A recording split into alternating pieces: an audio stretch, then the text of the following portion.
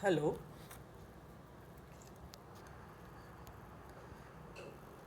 समाजशास्त्र के उदय और उद्भव से संबंधित एक प्रश्न बार बार दिमाग में आता है। हम जब इसके उदय और विकास के पीछे जो फोर्सेस हैं, जो शक्तियां हैं, उनकी चर्चा करते हैं, तो जब हम पुनर्जागरण और प्रबोधन काल की चर्चा करते हैं तो एक प्रश्न स्वाभाविक रूप से उपस्थित होता है कि पुनर्जागरण और प्रबोधन दोनों एक हैं या दोनों में अंतर है। पुनर्जागरण, जैसा इसके पहले मैंने आपको बताया था कि इसे हम ये फ्रांसीसी भाषा, फ्रेंच लैंग्वेज से आया हुआ शब्द जो जिसको हम रेनेसां कहते हैं, उसका हिंदी ट्रांसलेशन है। तो फ्रेंच लैंग्वेज में रेनेसां और उसको हिंदी में हम कहते हैं पुनर्जागरण। दूसरा जो शब्द बहुत प्रसिद्ध टर्म है प्रबोधन या विवेक युग, इसके लिए अंग्रेजी में शब्द है एनलाइटनमेंट। तो जब भी समाजशास्त्र के उद्भव की चर्चा होती है तो हम पुनर्जागरण की बात भी करते हैं और एनलाइटनमेंट की बात भी करते हैं, लेकिन पुनर्जागरण से ज़्यादा एनलाइटनमेंट या प्रबोधन ने समाजशास्त्र के उद्भव और विकास को अधिक प्रभावित किया है। लेकिन यहाँ पर अभी मेरा जो ध्यान है इस बात पर फोकस करना है कि इन दोनों शब्दों में वास्तव में अंतर क्या है। तो अगर हम लोग इन दोनों में अंतर देखें तो हम देखते हैं कि जो प्रबोधन काल है उसका समय शुरू होता है वो लगभग 1650 से 1780 के दशक तक का जो समय है उसको हम प्रबोधन काल के रूप में देखते हैं, और एनलाइटनमेंट जो है इसके पूर्व का समय है, यानी 1500 ईस्वी के बाद से लगा करके 1650 तक का समय। तो कालखंड की दृष्टि से भी दोनों का समय अलग अलग है।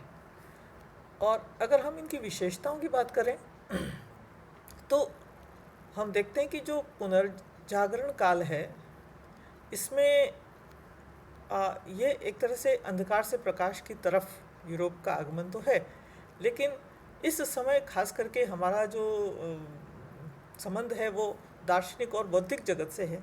तो हम देखते हैं कि दार्शनिक और बौद्धिक चिंतन के क्षेत्र में पुनर्जागरण काल में किस चीज़ का महत्व था। उस समय ग्रीक और लैटिन साहित्य का महत्व था, और वे ये मानते थे कि अतीत से प्राप्त जो ज्ञान है वो महत्वपूर्ण है, तर्क महत्वपूर्ण है। तो ये जो पुनर्जागरण है इसमें सैद्धांतिक और अतीत से प्राप्त ज्ञान, ग्रीक और लैटिन साहित्य, उसको अधिक महत्व दिया गया था, जबकि प्रबोधन काल में तर्क या रीज़न का महत्व था, और ये प्रबोधन काल राजतंत्र के खिलाफ आवाज़ उठाने में विश्वास रखता था। दूसरी बात हम देखते हैं कि जो पुनर्जागरण है वो सैद्धांतिक ज्ञान का समर्थक है और दार्शनिक या कह सकते हैं आप अमूर्त चिंतन का समर्थक है।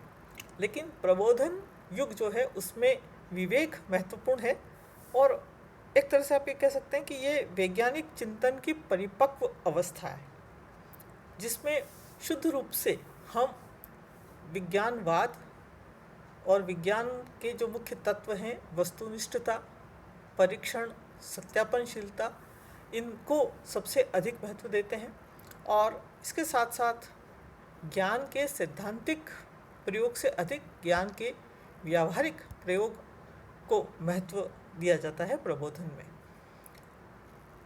एक और अंतर हम दोनों में देख सकते हैं कि पुनर्जागरण काल में जो वैज्ञानिक शोध हुई थी, वैज्ञानिक खोज हुई थी, वो सब व्यक्तिगत प्रयासों का प्रतिफल थी।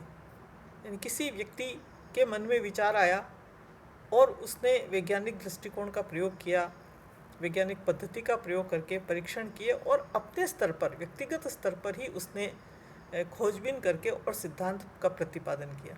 तो व्यक्तिगत प्रयास यानी समाज की स्वीकृति उसके प्रति नहीं थी, लेकिन प्रबोधन काल तक आते आते जो विज्ञानवाद है वो सामूहिक प्रयास में बदल गया। तो जो समाज है उसकी स्वीकृति इसको मिल जाती है और पूरा समाज की संस्थाएं या सामूहिक प्रयास वैज्ञानिक क्रांति के लिए लगे रहते हैं। तो इस दृष्टि से हम इन 3 बातों के आधार पर पुनर्जागरण और प्रबोधन युगीन चिंतन में अंतर कर सकते हैं। पहला, पुनर्जागरण अतीत से प्राप्त ज्ञान में विश्वास करता है, ग्रीक और लैटिन को महत्व देता है, जबकि प्रबोधन काल में तर्क का महत्व है और वो राजतंत्र के खिलाफ है और वो लोकतंत्र में विश्वास करता है। दूसरा, पुनर्जागरण सैद्धांतिक ज्ञान का समर्थक है, जबकि प्रबोधन विज्ञान का समर्थक है और ज्ञान के व्यावहारिक प्रयोग को महत्व देता है। और तीसरा, पुनर्जागरण काल में विज्ञान और वैज्ञानिक अन्वेषण व्यक्तिगत प्रयास का प्रतिफल थे, जबकि प्रबोध काल में वैज्ञानिक क्रांति सामूहिक प्रयास का नतीजा थी, यानी अब समाज का इसको समर्थन मिल गया। तो इस तरह से हम लोग देख सकते हैं कि ये कई बार हम पुस्तकों में देखते हैं कि प्रबोधन, एनलाइटनमेंट और रेनेसा दोनों को समान अर्थ में ही प्रयोग कर लिया जाता है, क्योंकि बहुत कम अंतर है और दोनों में कालक्रम की दृष्टि से एक स्टेज से दूसरी स्टेज में समाज आता है, तो इसको बहुत सूक्ष्मता से नहीं देखा जाता है। तो समाजशास्त्र के विद्यार्थी होने के नाते हम इस बात को समझें कि प्रबोधन युग से पहले पुनर्जागरण आया है और पुनर्जागरण काल का भी प्रभाव समाजशास्त्र पर है, लेकिन सबसे अधिक एनलाइटनमेंट यानी विज्ञानवाद की परिपक्व स्थिति जब आई है तो उसका हम स्पष्ट प्रभाव समाजशास्त्र के उदय और विकास में देख सकते हैं।